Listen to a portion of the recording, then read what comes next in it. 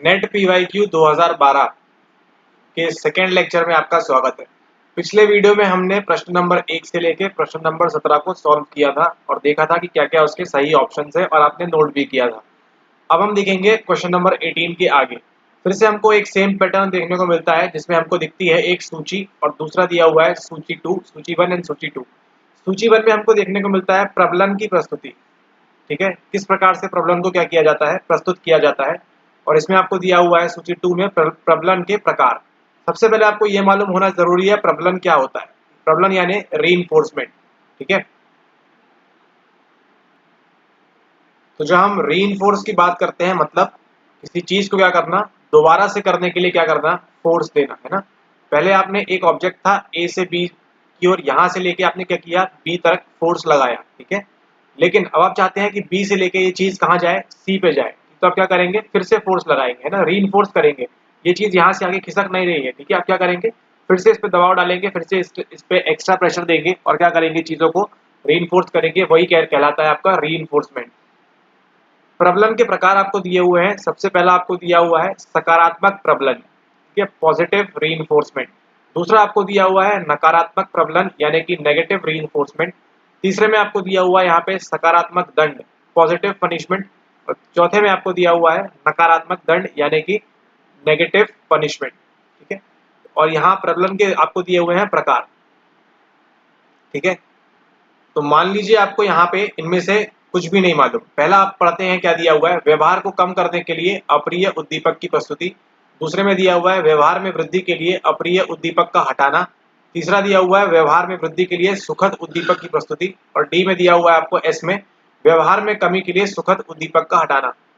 अगर आपको इनमें से कोई भी चीज नहीं मालूम, लेकिन आपको केवल ये मालूम है कि सकारात्मक प्रबलन क्या होता है यानी कि पॉजिटिव रीइंफोर्समेंट क्या होता है, आपको अगर ये बस मालूम है तो आप इस प्रश्न को इजीली सही कर लेंगे। ठीक है, सकारात्मक प्रबलन इनमें से कौन सा है, पी क्यू आर एस में से। तो इसमें है आपका सकारात्मक मतलब क्या होता है, किसी चीज को पॉजिटिव इन्फोर्स करना आपके जीवन में। जीवन में मतलब आपके व्यवहार में, व्यवहार में वृद्धि के लिए सुखद उद्दीपक की प्रस्तुति। ठीक है, मान लीजिए एक बच्चा है, ठीक है, उसको क्या है, करेले की सब्जी पसंद नहीं है। ठीक है, तो क्या करेंगे हम, सकारात्मक प्रबलन क्या करेंगे उसका, कि उसको हम पहले क्या करेंगे, चॉकलेट देंगे। ठीक है, चॉकलेट देंगे तो उसका क्या होगा, पहले नहीं सॉरी, उसको बाद में चॉकलेट देंगे। ठीक है, तो क्या होगा, उसका करेला खाने के बाद उसके व्यवहार में क्या होगा, पॉजिटिव रीइंफोर्समेंट होगा। उसको लगेगा कि जब जब मैं करेले की सब्जी खा रहा हूँ उसके बाद मुझे चॉकलेट की प्रस्तुति की जा रही है। ठीक है, तो ये हो गया आपका सकारात्मक प्रबलन। सकारात्मक प्रबलन में क्या देखा हमने, व्यवहार में वृद्धि के लिए सुखद उद्दीपक की प्रस्तुति, है ना। जो चॉकलेट है वो क्या है, एक सुखद उद्दीपक है और इससे क्या होगा, जो बच्चा है करेले की सब्जी खाने लगेगा। ठीक है, अब देखते हैं, अब सकारात्मक अगर आप समझ गए तो आप इसमें इजीली एलिमिनेट कर पाएंगे कि नकारात्मक प्रॉब्लम में क्या होगा। ठीक है, सेम यहाँ दिया हुआ है, क्यू में आपको दिया हुआ है व्यवहार में वृद्धि के लिए अप्रिय उद्दीपक का हटाना। ठीक है, किसी की व्यवहार में वृद्धि के लिए क्या करेंगे हम, जो अप्रिय उद्दीपक है, किसी चीज को वो चीज पसंद नहीं है तो क्या करेंगे, हम उसको हटा देंगे वहां से। ठीक है, फिर आपका जो है, अगर आपको आर में 1 मैच करना है, आर के साथ आपको 1 मैच करना है, क्यू के साथ 2 मैच करना है, तो आपको दिख रहा है कहाँ पे, क्यू के साथ 2 यहाँ पे है लेकिन आर के साथ 3 है। क्यू के साथ 2 यहाँ पे है और आर के साथ 1 है, तो करेक्ट आंसर क्या होता है हमारा, option number D. Option number D देखते हैं हम, पी के साथ क्या दिया हुआ है, 3 दिया हुआ है। व्यवहार को कम करने के लिए अप्रिय उद्दीपक की प्रस्तुति क्या कर देंगे हम, है ना। ये क्या कहलाएगा, सकारात्मक दंड कहलाएगा। और व्यवहार में कमी के लिए सुखद उद्दीपक का हटाना क्या कहलाएगा, नकारात्मक दंड कहलाएगा, यानी एस के साथ 4। तो करेक्ट आंसर क्या होता है इसमें, करेक्ट आंसर इसमें होता है हमारा डी, ऑप्शन नंबर डी। चलते हैं अगले प्रश्न की ओर। प्रश्न देखते हैं 19। अल्पकालिक स्मृति, है ना, अल्पकालिक स्मृति असंबद्ध सूचना के कितने मदों का संचय कर सकती है। यहाँ पे किसकी बात हो रही है, संचय की बात हो रही है। कौन सी मेमोरी में, आपके एसटीएम मेमोरी में। तो जिन्होंने हमारे पुराने वीडियोस देखे हैं, जो हमारे कोर्स में है, उनको मालूम है कि क्या यहाँ पे पूछा जा रहा है आपसे। करेक्ट आंसर इसका है ऑप्शन नंबर सी। अब चलते हैं आगे, 20 पे बात कर रहा है भय के अधिगम की, है ना। अगर आपको फियर का लर्निंग लेनी है ना, फियर की लर्निंग लेनी है, निम्नलिखित में से किसके द्वारा सर्वोत्तम व्याख्या होती है। सबसे बेस्ट ऑप्शन है इसका ऑप्शन नंबर बी, क्लासिक की अनुबंधन, and this is the correct answer. क्यों होता है, कैसे होता है, अगर आपको समझना है तो आप नीचे वीडियो आप देख सकते हैं पुराने वीडियोस में। अगला बात करें क्वेश्चन नंबर 21 की। ये सब क्वेश्चन रिपीट हो रहे हैं जो हमने ऑलरेडी सॉल्व कर किए जा चुके हैं। क्वेश्चन नंबर 21 की बात करें, संवेग यानी कि इमोशंस के निम्नलिखित सिद्धांतों, आपको सिद्धांत दिए हुए हैं, James Lange, Cannon Bard, Schachter Singer और डार्विन। डार्विन की जो थ्योरी है वो किसकी बात करती है, इवोल्यूशन की बात करती है, ठीक है, किस प्रकार से मानव का इवोल्यूशन हुआ, किस प्रकार से मानव धीरे धीरे आगे बढ़ रहा है और आगे बढ़ता रहेगा, ठीक है। तो यहाँ पे आपकी किसकी बात हो रही है, संवेग के सिद्धांतों की बात हो रही है। संवेग का सिद्धांत डार्विन का नहीं है, इस बात का ध्यान रखें। लेकिन अगर आपको यहाँ फर्स्ट फंस गया है, इस तरह से आपको ऑप्शन देना है, सबसे पहले आपको मालूम है कौन सा सिद्धांत आया था, डार्विन का। डार्विन ने हमको बताया इवोल्यूशन किस तरह से हुआ, उसी के बाद ये सब चीजें आई।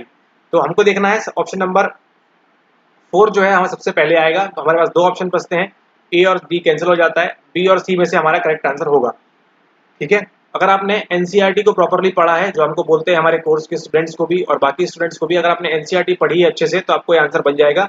एनसीईआरटी में लाइन वाइज 1 2 3 इसी प्रकार से आपको दी हुई है, क्या चीज, आपकी सिद्धांत दिए हुए हैं संवेगों के, ठीक है। तो करेक्ट आंसर क्या होगा हमारा, करेक्ट आंसर इसमें होगा ना, सबसे पहले आई हमारी डार्विन की थ्योरी, फिर आई हमारे पास जेम्स लाइन का इमोशन सिद्धांत, फिर आया हमारे पास कैननबार्ड का सिद्धांत और अंत में आया शेक्टर सिंगर का 2 फैक्टर थ्योरी यानी कि इमोशंस का सिद्धांत। अब चलते हैं अगले प्रश्न की ओर। अगला प्रश्न कहता है हमसे अंतर्नोद के बारे में क्या सही है। अंतर्नोद पूछ रहा है आपसे, आपको क्या याद आना चाहिए, आपको याद आना चाहिए वो साइकिल, ठीक है, जो नीड की साइकिल बनाई है, नीड की जो साइकिल बनी है आपके बुक में, उसको आपको याद करना चाहिए। अंतर्नोद के बारे में क्या क्या सही पूछ रहा है आपसे। तो अंतर्नोद की बात कर रहा है, मतलब आपकी किसकी बात कर रहा है, ड्राइव की बात कर रहा है। जैसे ही आपकी जरूरत आएगी, आपकी नीड आएगी, आप क्या करेंगे, ड्राइविंग करना स्टार्ट कर देंगे अपनी कार में, यानी कि आपके शरीर में, और क्या करेंगे, उस स्टिमुलस को पाने के लिए आप तत्पर हो जाएंगे, ठीक है ना। आपको वो स्टिमुलस अब चाहिए ही चाहिए। ये जो आपकी जरूरत है, ये जो आपकी नीड है, ये क्या करेगी, आपकी ड्राइव को उत्पन्न करेगी। तो इसमें देखते हैं क्या क्या ऑप्शन दिए हुए हैं, काफी अच्छा सवाल है। सबसे पहले आपको दिया हुआ है यहाँ पे आंतरिक दशा, है ना, ड्राइव क्या आपकी आंतरिक दशा से आती है। दूसरा आपको दिया हुआ है क्या यह तनाव से उद्दोलित होती है। तीसरा दिया है आपको अंतर्निहित आवश्यकता से, और चौथा आपको दिया हुआ है बाह्य उद्दीपकों से निर्देशित, ठीक है। तो यहाँ पे ध्यान दें, करेक्ट आंसर क्या होगा इसका, करेक्ट आंसर आपको लगता है कि अगर बाह्य उद्दीपकों से निर्देशित है आपके जो ड्राइव है, तो ये बिल्कुल गलत है। मतलब ऑप्शन नंबर 4 पूरी तरह से गलत है। अगर हम 4 गलत कर देते हैं तो ए आपका कैंसिल हो जाता है, सी कैंसिल हो जाता है और डी कैंसिल हो जाता है। तो करेक्ट आंसर के पास हम पहुंच जाते हैं और option number B is the correct answer. अब ये क्यों होता है, कैसे होता है, ये आपको पिछले वीडियो में ऑलरेडी बताया जा चुका है। अब बात करेंगे हम क्वेश्चन नंबर 23 की, जो पूछता है बौद्धिक प्रकार्य कॉर्टेक्स की किस पाली के डोमेन में है ना, यानी कौन से खंड में है आपका कौन सा बौद्धिक प्रकार्य का कॉर्टेक्स, पश्च खंड में, अग्रखंड में, शंखपाली और कर्णपाली। करेक्ट आंसर, सिंपल सा आंसर है इसका, आपके अग्रखंड में मौजूद होता है ये, ठीक है। अब देखते हैं अगला सवाल। अगला सवाल आपसे पूछ रहा है तंत्रिका कोशिका, तंत्रिका कोशिका जो लंब पंक्ति में प्रतिक्रिया करता है लेकिन क्षैतिज पंक्ति में नहीं, ठीक है। आपको ये मालूम होना जरूरी है लंब पंक्ति में प्रतिक्रिया क्या होती है और क्षैतिज पंक्ति में नहीं। ये किसका उदाहरण है, निम्नलिखित में किसका उदाहरण है। पहला आपको दिया हुआ है रैखिक परिप्रेक्ष्य प्रणाली का उदाहरण है, बिल्कुल नहीं। बी आपको दिया हुआ है अभिलक्षण संज्ञापक, देखते हैं। तीसरा आपको दिया हुआ है प्रतिमान विश्लेषक, देखते हैं। और डी आपको दिया हुआ है चयन और संगठन प्रक्रिया। करेक्ट आंसर क्या होगा, करेक्ट आंसर है इसका इसमें आपका ऑप्शन नंबर बी अभिलक्षण संज्ञापक, ठीक है। अगर आपको ये समझ में नहीं आ रहा है क्यों हो रहा है, कैसे हो रहा है, तो डोंट वरी, आपको वीडियोस जल्द ही मिल जाएंगे जिसमें पूरा आपका डीप एक्सप्लेनेशन है। क्वेश्चन नंबर 25 की बात करें, प्रत्येक दृष्टिपटल से दृष्टि संकेत निम्नलिखित में से किसके माध्यम से धारीधार वलकुट तक पहुंचता है। पार्श्विक जेनिकुलेट केंद्रक, मध्यवर्ती जेनिकुलेट केंद्रक, इंफेरोटेम्पोरल वलकुट और आपका अंत में पोस्टेरियर पेरिएटल वलकुट। करेक्ट आंसर है इसमें आपका ए पार्श्विक जेनिकुलेट केंद्रक, है ना। प्रत्येक दृष्टिपटल में क्या होता है, आपकी जो दृष्टि है, दृष्टि का संकेत है। मान लीजिए आपने आपकी क्या है, ये आपकी आंखें हैं और आपने क्या देख रहे हैं, यहाँ पे आप एक पहाड़ देख रहे हैं, बड़ा सा पहाड़ देख रहे हैं, ठीक है। तो किसके माध्यम से जो धारीदार वलकुट तक पहुंचाता है आपका ये संकेत, ये संकेत पहले यहाँ जाएगा, दृष्टिपटल से होकर कहाँ पहुंचेगा, आपके पार्श्विक जेनिकुलेट केंद्रक के अंदर पहले पहुंचेगा। अब बात करेंगे हम प्रश्न नंबर 26 की, जो बात करता है प्रेक्षण अधिगम में निम्नलिखित क्या होता है। प्रेक्षण अधिगम किसका है, आप बताएं कमेंट करके, जरूरत नहीं है, सिंपल सा सबको मालूम है, मंडूरा का प्रेक्षण अधिगम की हम ऑब्जर्वेशन लर्निंग की बात हो रही है यहाँ पे, है ना। ऑप्शन दिया हुआ है आपको, इसमें अवधान और धारणा की जरूरत होती है, अवधान और प्रबलन की, उत्पादन प्रक्रिया और अभिप्रेरणा की, और प्रबलन और अभिप्रेरणा की। करेक्ट आंसर क्या है, आपको बोल रहा है ए में या तो ए और 1 और 3 सही है, या तो 2 और 4 सही है, या 3 और 4 सही है, या 1 और 2 सही है।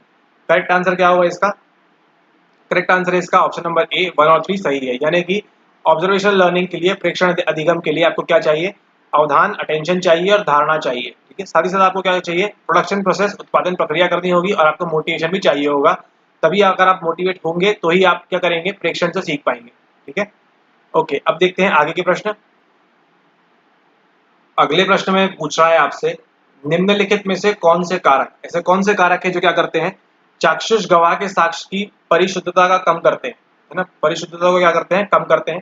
पहला आपको दिया हुआ है संसूचिता, दूसरा आपको दिया हुआ है स्रोत निगरानी त्रुटियां, तीसरा आपको दिया हुआ है अवरोध, चौथा आपको दिया हुआ है स्मृति अनिरेखों का हास, और पांचवा आपको दिया हुआ है बाह्य समूह समरूपता का भ्रम। करेक्ट आंसर क्या होगा इसका, करेक्ट आंसर होगा इसका आपका ऑप्शन नंबर सी, यानी कि 1, 2 और 5, ठीक है। यानी कि आप संसूचिता चाहिए, इसमें आपको स्रोत निगरानी त्रुटियां चाहिए, और अंत में बाह्य समूह समरूपता का भ्रम चाहिए आपको। किसमें, चाक्षुष गवाह के साक्ष्य की परिशुद्धता को क्या करेंगे, ये सब चीजें जो है 1, 2, 3 ये सब क्या करेंगी, आपको इसको कम करेंगी। अगला प्रश्न है, सूक्ष्म निद्रा डिप्राइव्ड स्लीप निम्नलिखित में से माइनर स्लीप मुख्यतः किसके कारण होती है, ये आपको ऑलरेडी कराया जा चुका है, आपके निद्रा वंचन के कारण होती है ना, ऑप्शन नंबर सी निद्रा वंचन के कारण। अब देखते हैं अगला प्रश्न, ये भी आपको बहुत अच्छे से समझाया जा चुका है पिछले लेक्चर में। 29 नंबर का प्रश्न, स्वप्रभावकारिता निम्नलिखित में से क्या है, ऑप्शन नंबर डी। आपको ऐसा विश्वास है कि वह जो व्यक्ति है स्थिति विशेष में क्या कर सकता है, उपयुक्त निष्पादन कर सकता है। अब देखते हैं प्रश्न नंबर 30 आपको क्या कह रहा है, ये कह रहा है गिलफर्ड के प्रतिदर्श में ना, गिलफर्ड जो है उसके प्रतिदर्श में क्या है, निम्नलिखित में से कौन एक उत्पाद है, मूल्यांकन, संज्ञान, प्रतीक, रूपांतरण। सीधा साधा सवाल है, ऑप्शन नंबर सी इसका करेक्ट आंसर है, रूपांतरण ना। गिलफर्ड के प्रतिदर्श में क्या है, उत्पाद क्या है, एक प्रोडक्ट क्या है, इसका जो रूपांतरण है वो एक प्रोडक्ट है, ठीक है।